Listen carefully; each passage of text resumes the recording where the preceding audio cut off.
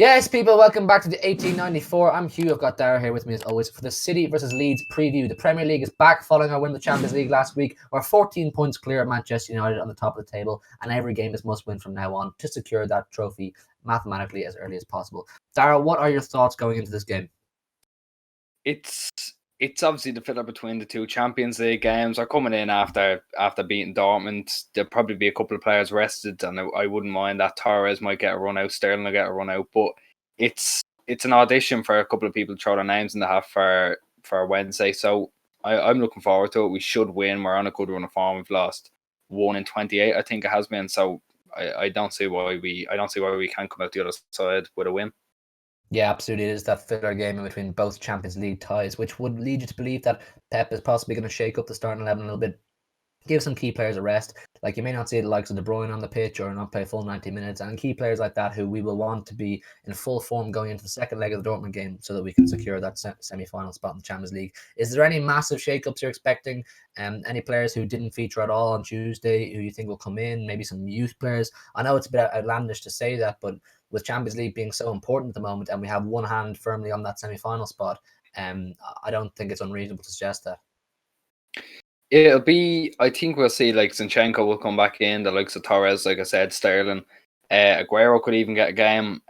He might do that weird thing he did against Leicester where Rodri plays the 8 role and Fernandinho drops back. I'd prefer if he didn't, but I wouldn't really be against it. But there's so many different ways we can line up. There's no one going to get a 100% spot on.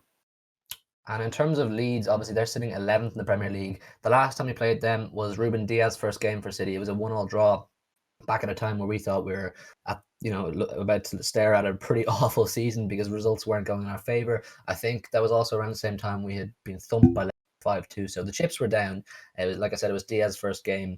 I think he will start against Leeds because he's such a crucial part, and it'll also be a great opportunity for him to get maybe his confidence slightly back up after a possibly slightly below par performance, against Dortmund midweek. But in terms of Leeds, like I said, they're 11th place in the Premier League, and they're there for a reason because they're a decent team. Where do you think they pose the most threat? There's a few players we know slightly about. Jack Harrison, of course, has been involved Can't play before. Can't play, so that's a big loss for them. Patrick Bamford, big goal scorer for them. Where do you see the most threat to our defense coming from? Because they are capable of scoring. We've seen them do it against big teams before. They got a very good counter attack. I know they have Rafinha, who's very fast. He cuts in on his left. He'll be able to put one on a play for Bamford. I think so. Like, they scored from a set piece against us, but that wasn't really through any physical being. It was just being the right place and the right time after Ederson dropped it. But it's usually the counter attack that gets us, and I think Bielsa will know well enough that he has to set up that way if he wants to get a point or 3 points out of us. But it'll be the same as usual. We'll probably have most of the ball, I'd say between 50 and 60% because of how good Leeds are with possession. But I think he'll set up in a way he knows that City can be broken down, but we still should be confident going into it. I think we're still playing the best football we can be, regardless of who starts. With the Dortmund game just behind us and another one just in front of us, and Leeds have beaten big teams before and they've put in big performances against big teams before, they will smell blood and they'll view maybe City have one eye on that Dortmund tie next Wednesday and a chance to maybe shake up the league a little bit and get a big win and get 3 points because they're obviously fighting to get as high up in the league as they possibly can. It's a big year for them. It's their first time back in the league or in the Premier League in 16 odd years. So if they can get, I don't know, a top 10 finish, that's a pretty decent season on their front. If they can get a win in the Etihad against City, that's a massive win. And I think if there's any chance of them getting that, it is possibly this weekend with City's eyes. I would think, one of them is possibly on the Dortmund game. But from a City perspective, you really can't slip up here. It's one whereby we don't want to prolong this Premier League campaign mathematically any longer than we should. I think right now, as it stands, we can wrap it up against Chelsea on the 8th of May, and that'll be that done. We're Premier League champions. But obviously, if we drop points against Leeds, we're just prolonging it unnecessarily. So you have to kind of strike a balance, and you can give me your thoughts on this. I feel you kind of have to strike a balance between, obviously you need to go out. It is must win, essentially. I know we have that 14-point gap, but it is must win because, like I keep saying, you don't want to prolong the campaign. But you also have to strike that balance, like I say, between players who will really help you get that win and not burning players out with other competitions coming down the line. I keep mentioning the Dortmund game next Wednesday, of course, Carabao Cup final in a few weeks, and FA Cup semi-final. Do you think that's going to be a big factor? Pep's going to have to readjust his thought process? You've said it's there is obviously the thing about wrapping the league up, but he's not going to want the mentality to shift to is say if one loss can, it won't break the team, but it will do something to them, especially coming into Dortmund. So he'll want to put out a strong enough team to be able to beat Leeds, so we can go in with a clear mind against Dortmund and not have something hanging over us. But we, again, our quality of our team is that we can put out even the second string side and do it. But Pep, he will make a lot of changes. We know he'll make a lot of changes. He'll have one eye on Wednesday, like you like to say. But we'll again, our quality is good enough to come out the other side with a win.